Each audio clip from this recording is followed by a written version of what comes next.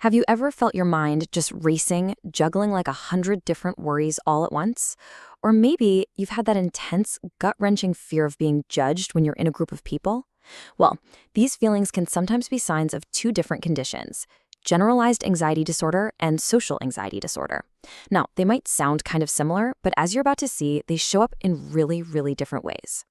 So, what's the real difference between GAD and SAD?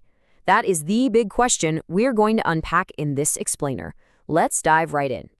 Okay, first things first, before we can even get into the disorders, we gotta understand what anxiety actually is. Because it's a basic human feeling that every single person experiences. And believe it or not, it's not always a bad thing. I want you to think of anxiety as your body's built-in alarm system. It's a survival tool that's kept us humans going for a long, long time. You know that feeling that makes you look both ways before you cross the street? Or that fire under you to cram for a big test? Yep, that's your anxiety working for you, keeping you safe and on your toes. So, where's the line? When does this super helpful alarm system go from being a friend to, well, a problem? It's when that alarm gets stuck in the on position. When the fear isn't just a temporary response to a real danger anymore. It becomes constant, it feels impossible to control, and it starts getting in the way of your actual life, your school, your friends, your ability to just relax. All right, now that we've got the basics down, let's tackle our first specific condition, generalized anxiety disorder, or GAD for short.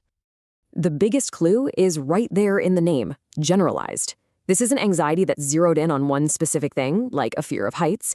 No, this is more like a constant, low-level hum of worry that can attach itself to pretty much anything and everything. And just look at how all over the place these worries can be. Someone with GAD might be stressing about a test, worrying about a family member's health, and feeling anxious about something happening on the news, all at the same time. The alarm is just ringing constantly for threats, big and small, real and imagined, often when, from the outside, everything seems totally fine. This really hits the nail on the head for what GAD feels like from the inside.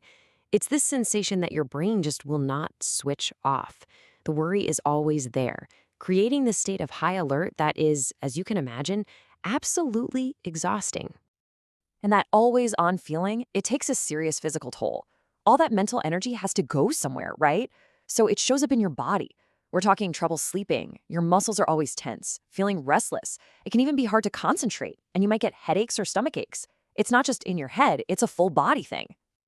Now, here's a really important piece of the puzzle. This isn't just about having a bad week or a stressful month.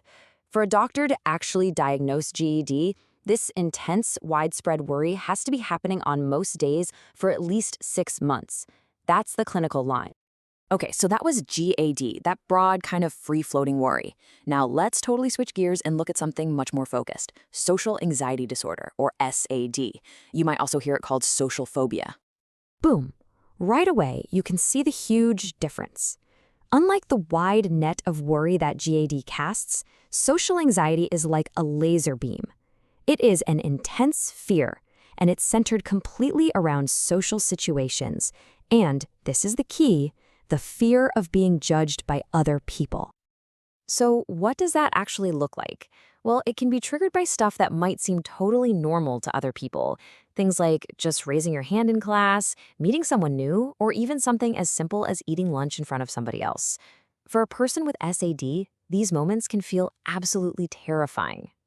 This question right here, this is the absolute heart of social anxiety. It's not just about being around people. It's about the paralyzing fear of doing or saying the wrong thing and being humiliated or judged for it. That thought can be on a constant loop. And your body definitely reacts to that fear. And it reacts fast. We're talking physical symptoms like sweating, shaking, blushing, your heart just pounding in your chest. So what's the logical thing to do when something feels that scary? Well, you avoid it. And that's why avoiding social events becomes a really common and major part of SAD. Okay, so we've looked at GAD and we've looked at SAD on their own.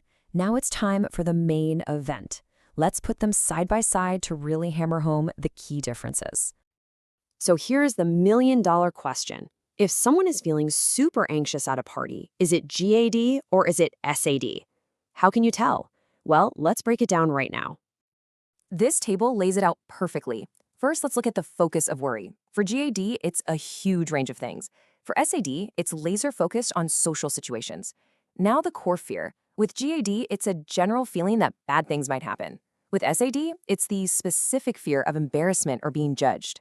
The timing is a big giveaway too. GAD is pretty much constant, even when you're all by yourself. SAD really flares up when you're around other people. And all of this leads to different behaviors. With GAD, it's a constant internal struggle to control the worry. With SAD, the main behavior is often just avoiding those social settings entirely.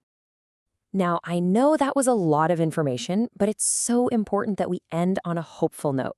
Because understanding these conditions is step one, but knowing what you can do about it, well, that's everything.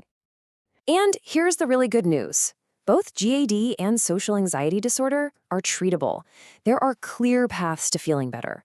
Things like therapy, learning new skills to manage stress, leaning on your friends and family, and yeah, sometimes medication can be a really helpful tool in the toolbox too. If you take away just one thing from all of this, please let it be this.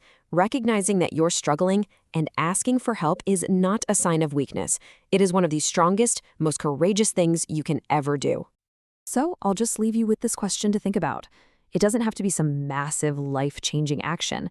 It could be something really small. Maybe it's texting a friend about how you're feeling, or just taking 5 minutes to breathe deeply.